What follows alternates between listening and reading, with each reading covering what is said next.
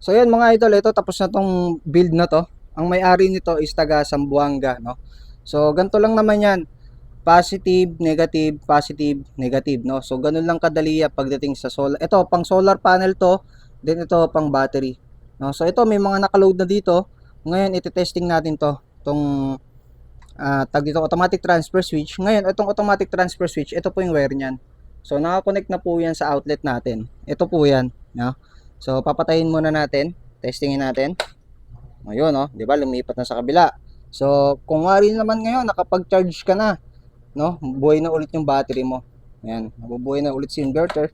So lumipat na siya ulit sa kabila. So goods na po 'yan, no?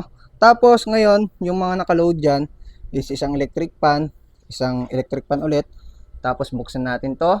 Ayan, ilaw, tapos isang electric fan, tapos yung mga charging ng cellphone nandito. Ayan, tapos yung laptop, naka-load din yung laptop, tapos bubuksan natin tong TV. Ayan. Power on natin yung TV. So, yan yung mga naka-load dito sa board setup na to. No? Yan. Yan yung mga naka-load dyan. Kaya sobrang sulit niyan mga idol, di ba?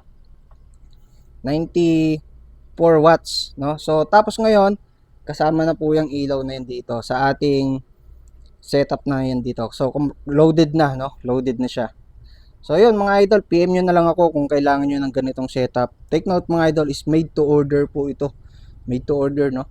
So, pwede nyo bayaran yung kalate. Abonohan ko yung kalate. Tapos, pwede nyo bayaran ng isang buo, no? Para wala na akong abonohan. Then, shipping fee na lang yung sasagutin nyo pa rin po yung shipping fee. Inyo po yung shipping fee mga idol, no? So, yun lang mga idol, tapos na to.